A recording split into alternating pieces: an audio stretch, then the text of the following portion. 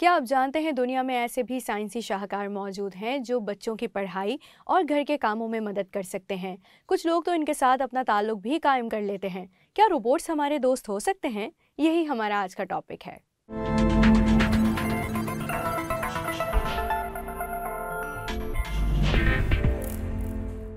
ज़ाती या घरेलू कामकाज के लिए रखे जाने वाले रोबोट्स का ट्रेंड तेजी से बढ़ रहा है और जापान इसमें सबसे आगे है। पेपर एक सुपर क्यूट रोबोट है जो मुख्तलिफ कामों के लिए इस्तेमाल होता है। ये लोगों के फेस एक्सप्रेशंस, जेस्चर्स और फीलिंग्स को समझने की सलाहियत रखता है। लेविट का शुमार भी ऐसे रोबोट्स में होता है जो चेहरे पहचान सकता है। ये अपने मालिक के साथ इमोशनल बॉन्ड बना सकता है। ये रोबोट मशीन लर्निंग के तहत काम करता है। कोबो आपको गले लगाना चाहता है। ये एक फ्लफी पिलो की तरह है जो छुए जाने पर रिस्पॉन्ड करता है। ये अपनी टेल को 40 मुख्तलिफ तरह से मूव भी कर सकता है। जब लोग इशारों में बातें करते हैं तो रोबोट्स के लिए इसे समझना थोड़ा मुश्किल होता है। जापानी साइंटिस्ट प्रोफेसर हिरोशी इशिगुरो चाहते हैं कि रोबोट्स और इंसान बेहतर तरीके से एक दूसरे को समझ सकें। प्रोफेसर हिरोशी की स्पेशलिटी में रोबोट्स, ह्यूमन इंटरेक्शन और एंड्रॉइड्स शामिल हैं, यानी ऐसे रोबोट्स जो मुमासलत तो इंसानों से रखते हैं लेकिन उनसे ज़्यादा बेहतर हो सकते हैं। एरिका से मिलिए, जो जापानी जबान समझने की सलाहियत रखती है। एरिका इंसानों की तरह बात कर सकती है और फेस एक्सप्रेशंस को भी समझ सकती है। एरिका को क्योटो के करीब एटीआर रिसर्च इंस्टीट्यूट की लॉबी में बैठे हुए देखा जा सकता है। जो लोग यहाँ विजिट करने आते हैं इनके लिए तो वो बड़ी दिलचस्प चीज़ है, लेकिन यहाँ के स्टाफ के लिए वो एक नॉर्मल रोबोट है। हमारे एंड्रॉयड नासमझ नहीं हैं। इनके साथ लोगों का रवैया नॉर्मल होता जा रहा है। हो सकता है कि आपको ये रोबोट्स मसनूई लगते हों, लेकिन हमारे कैंपस में मौजूद अफराद के लिए ये बहुत ही नॉर्मल चीज़ है। ये कैंपस में पूरा दिन इधर से उधर मूव करते रहते हैं और कोई इन पर तवज्जो नहीं देता। लेकिन ऐसे रोबोट्स तैयार करना इतना आसान नहीं जो टॉपिक और कॉन्टेक्स्ट समझकर नेचुरल अंदाज में लोगों से बातचीत कर सकें। ये अब भी एआई के लिए एक बहुत बड़ा चैलेंज है। एरिका रोबोटिक रिसर्च का एक बेहतरीन शाहकार है। इससे बातें करने वाले को ये नहीं पता होता कि वो एक ऐसे कंप्यूटर से कनेक्टेड है जो इसे मुसलसल स्कैन कर रहा है। इस विंडो में आप देख सकते हैं कि कौन कहाँ है। ये शख्स यहाँ है और एरिका यहाँ है। एरिका ये डिटेक्ट कर सकती है कि इसके सीधे हाथ पर कौन मौजूद है। फिर इस कैमरे के जरिए वो उस शख्स के चेहरे की डायरेक्शन का पता लगा सकती है। यही नहीं बल्कि उसके चेहरे के तासुरात भी भांप सकती है। वो पहचान सकती है कि इसके साथ मौजूद ये शख्स कौन है। तुम आज कहाँ से आए हो? मैं क्योटो स्टेशन यानी क्योटो से आया हूँ। एरिका से बातें करने वाले शख्स की आवाज़ को सॉफ्टवेयर के जरिए एनालाइज किया जाता है ताकि एरिका भी इसके साथ बातें कर सके। रोबोट्स की इंसान से बातचीत को समझने के लिए ह्यूमन इनपुट बहुत ज़रूरी है। एंड्रॉइड्स आज़ादाना तौर पर मौजू का इंतखाब करते हैं। एरिका एक ऑटोनोमसली ऑपरेटिंग रोबोट है जिसमें डेटा को पहले ही फीड कर दिया जाता है। क्या आप एरिका से बात करना चाहते हैं? रोबोट्स की तैयारी में जापान दहाइयों से पहले नंबर पर है। दुनिया भर के 50% से ज़ायद रोबोट्स जापान में ही तैयार किए जाते हैं। जापान में लोग रोबोट्स के साथ ज़्यादा कंफर्टेबल हैं। इसकी एक वजह शिंटोइज्म का इन्फ्लुएंस भी है, जिसके मुताबिक हर चीज़ की एक रूह होती है। रोबोट्स शायद एआई की वजह से खुद से सोचने की सलाहियत रखते हैं, लेकिन इनकी स्पिरिचुअलिटी के बारे में क्या कहा जा सकता है? क्या कोई रोबोट प्रीस्ट की खिदमत सरंजाम दे सकता है? ऐसा जापान के एक बुद्धिस्ट टेम्पल में हो रहा है। रोबोट मिंदार प्रोफेसर हिरोशी की एक इजाद है। मिंदार को एल्यूमिनियम और सिलिकॉन से बनाया गया है। इस रोबोट को कैनन के मॉडल के तौर पर तैयार किया गया है। मिंदार 50 लोगों की गुंजाइश रखने वाले कमरे में मौजूद है और ये लाइटिंग की वजह से बिल्कुल इंसान जैसा ही नजर आता है। एंड्रॉइड अपने सुनने वालों को बुद्धिज्म की बुनियादी बातों के बारे में बताता है, जैसे परेशानियों से निकलना और खुद को दुनियावी ख्वाहिशात से अलग थलग रखना। कैनन बोधिसत्व एक हेल्पिंग हैंड है। मेरा ख्याल है कि जो लोग ये तालीमात हासिल करने आते हैं उन्हें अपनी परेशानियों से निकलने का कोई ना कोई रास्ता ज़रूर मिलेगा। हम ये काम जारी रखेंगे और ये यकीनन कारामत साबित होगा।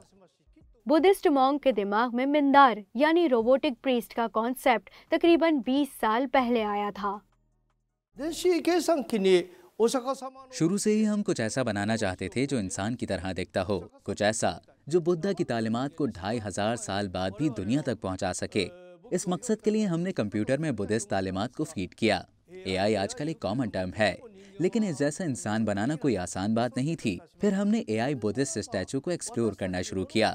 हम एक ऐसा बुद्धा बनाना चाहते थे जो मूव कर सकता हो, मुस्कुरा सकता हो और आप तक बुद्धा की तालीमात पहुंचा सकता हो। साल 2019 में जब मिंदार को 400 साल पुराने कोडाजी टेम्पल में मुतारिफ कराया गया तो ये खबर दुनिया भर में फैल गई। 60 किलो वजनी और 195 सेंटीमीटर लंबे इस रोबोट को प्रोफेसर हिरोशी ने जैन टेम्पल के ताउन से बनाया था, जो दुनिया के बेहतरीन रोबोटिसिस्ट हैं। ये टेम्पल एक वर्चुअल रियलिटी की तरह है। मेरा ख्याल है कि हम सब दुनिया, जन्नत या जहन्नुम का मुख्तलिफ तस्वुर रखते हैं। मुझे लगता है ये जगह वर्चुअल रियलिटी और टेक्नोलॉजीज़ को समझने के लिए बेहतरीन है।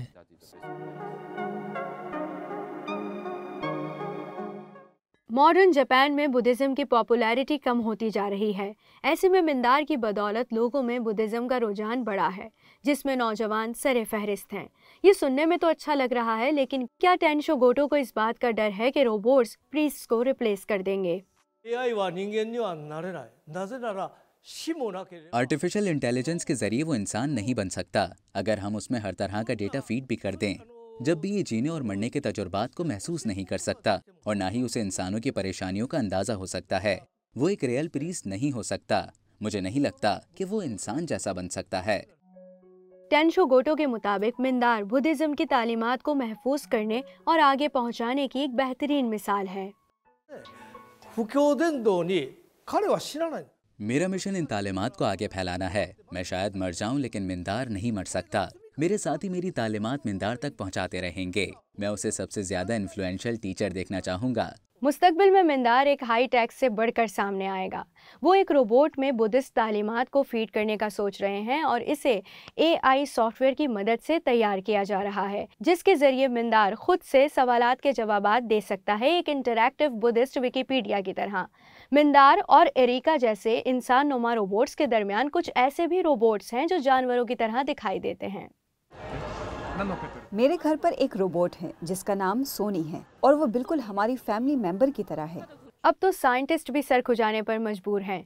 एक टेस्ट से मालूम हुआ है कि 60% बच्चे रोबोटिक डॉग से ज़्यादा मुतासिर हैं और इन्हें पालतू जानवरों की तरह ही ट्रीट करते हैं। रोबोट डॉग एबो इसकी एक बहुत अच्छी मिसाल है। एबो आर्टिफिशियल इंटेलिजेंस का इस्तेमाल करते हुए बनाया गया है। जापानी ज़बान में एबो का मतलब पार्टनर या दोस्त होता है।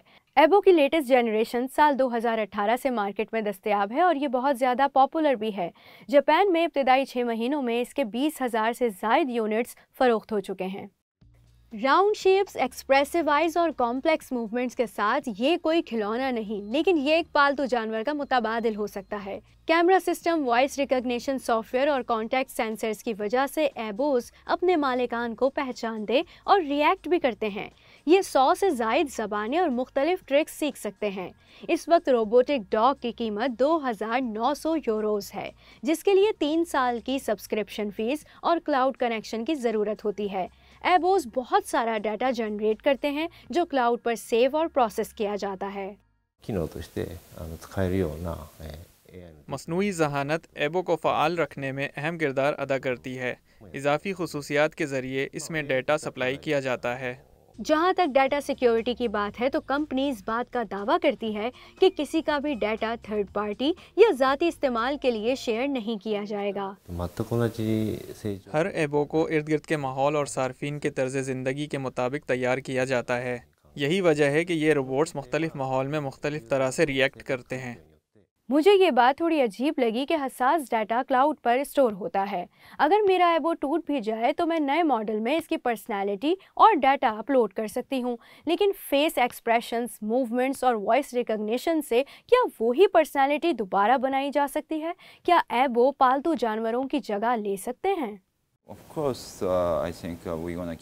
बिल्कुल, मुझे लगता है लोग मुस्तकबिल में भी घरों में पालतू जानवर रखेंगे, लेकिन रोबोट पेट्स रखने में भी कोई बुराई नहीं है। ऐसे अफराद जो जानवरों का ख्याल बेहतर तरीके से नहीं रख पाते, उनके लिए रोबोट पेट्स बेहतरीन ऑप्शन हैं, क्योंकि इन्हें रखना पालतू जानवर पालने की बनिस्बत आसान होता है।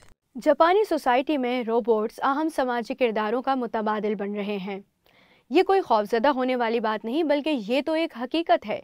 लेकिन क्या इंसान और रोबोट्स के दरमियान कोई जज्बाती ताल्लुक कायम हो सकता है, या क्या ये एक दूसरे के दोस्त बन सकते हैं? इस बारे में आपका क्या ख्याल है? हमें कमेंट सेक्शन में ज़रूर बताएं।